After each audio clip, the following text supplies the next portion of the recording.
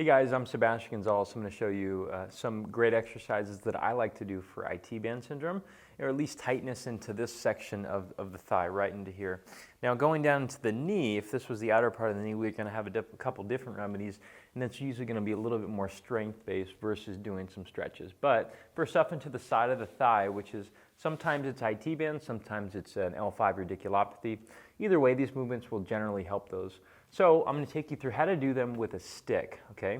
Adding something like a stick or a dowel or a broomstick is actually helpful for building tension through some of the stretches. Passive stretching or just doing stretches like flexibility, like Gumby stuff, a lot of times doesn't stick very well, so something like adding a tension point can help out a lot with that. So I'm going to take you right through those right now, okay? So the first thing I like to do is, I apologize, I don't have a cameraman today, so I'm going to do my best to move around so you can see all of me. So if this was the side of the tightness on the outer part of the thigh here, probably what I would do is I'd take this stick and I would use this as a driving point, okay? It's not to lean on or to bend, it's to force down with your hands. And wherever the stick is, we're going to force down into the floor like we're trying to dent the floor. Now, what we're going to do here is we're going to lean away a little bit to push the hip pocket out slightly. By the way, none of these should hurt. It should just feel like a gentle stretch in the area. That's completely normal. But if it starts shooting and sending pain or it creates back discomfort, that's not a good thing. So we're going to take this and we're going to put it right through this tunnel right here. And we're going to send the hips and pull down the line of the stick just a little bit. And relax. And so again, pull down the line of the stick. Breathe in the nose, 3 seconds. Out the mouth, 6. Pursed lip.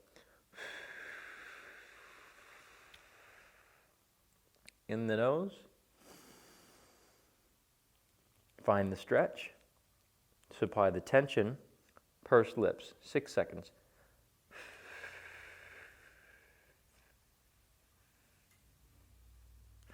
What you'll notice is using the stick, your belly will have to act a little bit.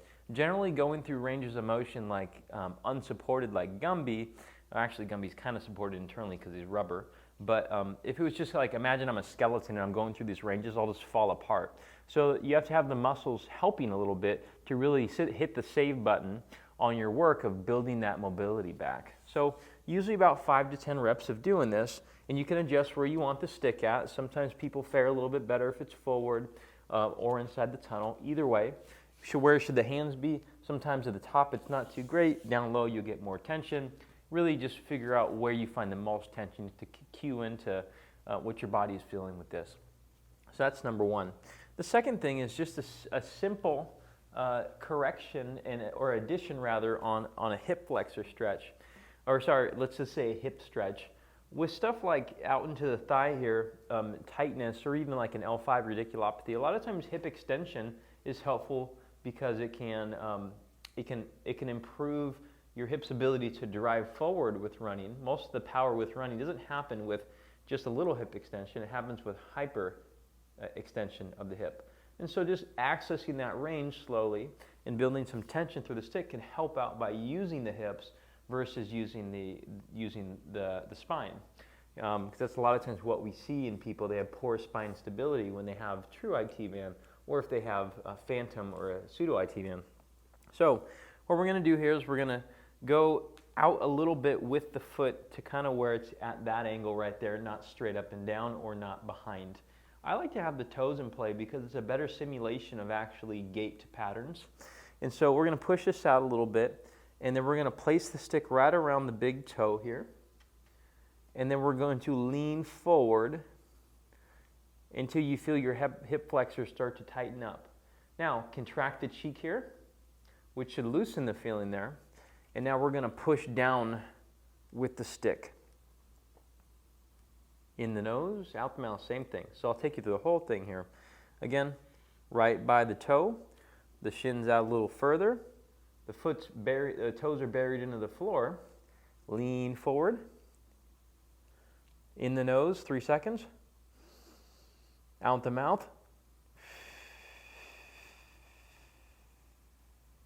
6. Okay? I like to kind of think about ramping up tension as you blow out a little bit.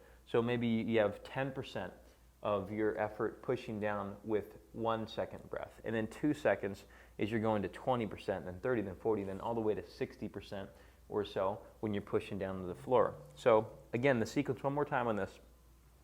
Right here, we're gonna rock in, cheeks on, belly on, 10%.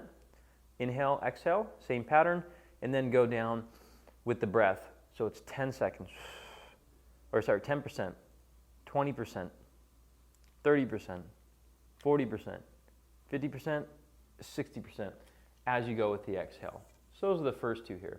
Now the last thing is, a lot of times when you're adding something like mobility to the hip, it's a good idea to, again, I like the analogy of you're typing on a computer and you hit the save button, or else you go back to your computer the next day and it's all wiped out again.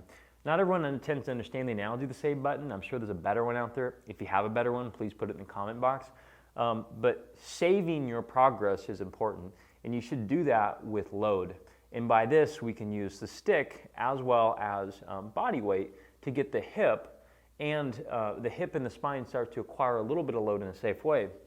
So for this, we're going to use a single leg pattern, or a single leg RDL pattern, which is basically we're going to use the stick as a guider with it. Okay, I'm going to show you first from the side, just so you can get a keen eye for it, and then we're eventually going to do the other way. If this stick was shorter, it'd be better, but however, I'm just going to hold it right here. The stick is mainly used as a pivot point just to help you.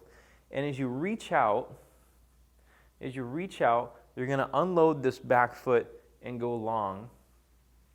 And notice I'm still staying tall with my spine. Okay, so I'll back. Let me bring this up one sec here, just so you can see the rest of me. Okay, and so we're going to push out, reach back, find the hip, and come back again. Reach out, reach back, find the hip, and come back again. Now, is it important to really put body weight, or to put weight on this and do something like a single leg deadlift? Yeah, it can be important later. But the fact of the matter is, a lot of times people can't really access this part of the hip. They tend to access the hamstring. So one trick with this is get sassy. And so I'll show you the pattern from this direction. So here, I usually get people to this bend point. Notice you can still see the logo on my shirt. And then we're going to get a little sassy into this hip here, just kind of out. But keep the entire foot really buried into the floor still. I'm not losing my floor contact with my foot. So if you do that, you'll start to feel the glute burn right there, which is what we want. Then you can take the stick and push in a little bit, pull it down like you're trying to push into the floor, and then come out again. So just kind of go through reps on this. About 10 per side should be sufficient.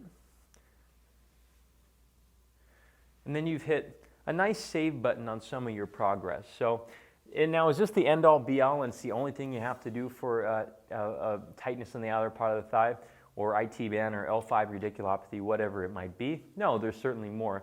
This is just a starting point. So don't stop here. Please know there is more. And one of the biggest predictors of injury we have is if you've had past injury. Meaning if you've had ankle pain prior, you're probably going to have ankle pain in the future. We don't want to say beyond reasonable doubt that you will, but that's really the only predictive measures we have. All this gait mechanics and like strength law, all that stuff, it's really not a strong enough indicator based upon what we know. So we want you to actually reach out to us and let us know how we can help you. We are in Huntington Beach, California, but we are still open to helping people through these means as much as we can. We know there's people everywhere who are not able to find somebody, they're not able to search the right things, and they just continue to suffer with this, and it's very frustrating. I know that if you feel like you've tried everything, it's super frustrating. So I know I tried a lot of things on a lot of the issues I had, such as my shoulder, and then I tried the thing that worked, which was something I didn't think of, and it eventually worked. So if you're looking for some guidance, all you have to do is just reach out to us, just email us. So info@p2sportscare.com. Again, info@p2sportscare.com. We'd love to help you out if we can, and if we can't, we'll just direct you to wherever we think you should go, okay? But if you're in Huntington Beach, come in. We'd love to help you. We're really good with hips, thighs, backs, and so on. Subscribe to the channel. We'll talk to you soon.